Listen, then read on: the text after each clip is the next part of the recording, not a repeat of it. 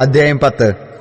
Israel പടർന്നിരിക്കുന്ന ഒരു മുന്തിരിവള്ളിയാകുന്നു. അവൻ ഫലം കായ്ക്കുന്നു. തന്റെ ഫലത്തിന്റെ ബഹുത്വത്തിനു തക്കവണ്ണം അവൻ ബലിപീഠങ്ങളെ വർദ്ധിപ്പിച്ചു. തന്റെ ദേശത്തിന്റെ നന്മയ്ക്കു തക്കവണ്ണം അവൻ ഭംഗിയുള്ള വിഗ്രഹ സ്തംഭങ്ങളെ ഉണ്ടാക്കി. അവരുടെ ഹൃദയം ഭിന്നിച്ചിരിക്കുന്നു. ഇപ്പോൾ അവർ കുറ്റക്കാരായിത്തീരും. അവൻ അവരുടെ ബലിപീഠങ്ങളെ ഇടിച്ചുകളകയും അവരുടെ വിഗ്രഹസ്തംഭങ്ങളെ നശിപ്പിക്കുകയും ചെയ്യും. ഇപ്പോൾ അവൻ, നമുക്ക് രാജാവില്ല, നാം യഹോവയെ ഭയപ്പെടുന്നില്ലല്ലോ, രാജാവ് നമുക്ക് വേണ്ടി എന്തു ചെയ്യും എന്ന് പറയും. അവർ വ്യർത്ഥവാക്കുകൾ സംസാരിച്ച് ഉടമ്പടി ചെയ്യുന്നതിൽ കള്ളസത്യം ചെയ്യുന്നു. അതുകൊണ്ട് ന്യായവിധി വയലിലെ ഉഴച്ചാലുകളിൽ നഞ്ചുചെടി പോലെ മുളച്ചുവരുന്നു. ശമര്യ നിവാസികൾ ബേത്തവനിലെ കാളക്കുട്ടിയെക്കുറിച്ച് പേടിക്കുന്നു. അതിലെ ജനം അതിനെക്കുറിച്ച് ദുഃഖിക്കുന്നു. അതിന്റെ പൂജാരികൾ അതിനെക്കുറിച്ചും അതിന്റെ മഹത്വം അതിനെ വിട്ടുപോയതുകൊണ്ട് അതിനെക്കുറിച്ചും വിറയ്ക്കുന്നു. അതിനെയും യുദ്ധതൽപരനായ രാജാവിന് സമാനമായി അശൂരിലേക്ക് കൊണ്ടുപോകും. എഫ്രയീം ലജ്ജ പ്രാപിക്കും. ഇസ്രായേൽ തന്റെ ആലോചനയെക്കുറിച്ച് ലജ്ജിക്കും. ശമര്യയോ അതിന്റെ രാജാവ് വെള്ളത്തിലെ ചുള്ളി പോലെ നശിച്ചുപോകും. ഇസ്രായേലിന്റെ പാപമായിരിക്കുന്ന ആവനിലെ പൂജാഗിരികൾ നശിച്ചുപോകും. മുള്ളും പറക്കാരയും അവരുടെ ബലിപീഠങ്ങളിന്മേൽ മുളയ്ക്കും. അവർ മലകളോട്,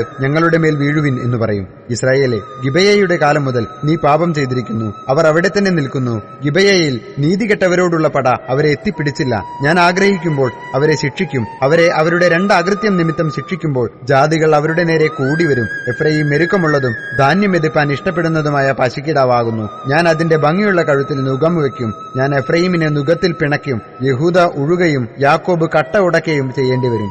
നീതിയിൽ വിതപ്പിൻ, ദയക്കൊത്തവണ്ണം കൊയ്യുവിൻ, നിങ്ങളുടെ തരിശുനിലം മുഴുവിൻ. യഹോവ വന്നു നിങ്ങളുടെ മേൽ നീതി വർഷിപ്പിക്കേണ്ടതിന് അവനെ അന്വേഷിപ്പാനുള്ള കാലമാകുന്നുവല്ലോ. നിങ്ങൾ ദുഷ്ടത ഉഴുത് നീതികേട് കൊയ്ത് ഭോഷ്കിന്റെ ഫലം തിന്നിരിക്കുന്നു. നീ നിന്റെ വഴിയിലും നിന്റെ വീരന്മാരുടെ സംഘത്തിലും ആശ്രയിച്ചിരിക്കുന്നു. അതുകൊണ്ട് നിന്റെ ജനത്തിന്റെ ഇടയിൽ ഒരു കലഹമുണ്ടാകും. യുദ്ധദിവസത്തിൽ ശൽമാൻ ബേത്ത് അർബേലിനെ നശിപ്പിച്ചതുപോലെ നിന്റെ എല്ലാ കോട്ടകൾക്കും നാശം വരും. അവർ അമ്മയെ മക്കളോടുകൂടെ തകർത്തു കളഞ്ഞുവല്ലോ. അങ്ങനെ തന്നെ അവർ നിങ്ങളുടെ മഹാദുഷ്ടത നിമിത്തം ബേഥേലിൽ വെച്ച് നിങ്ങൾക്കും ചെയ്യും.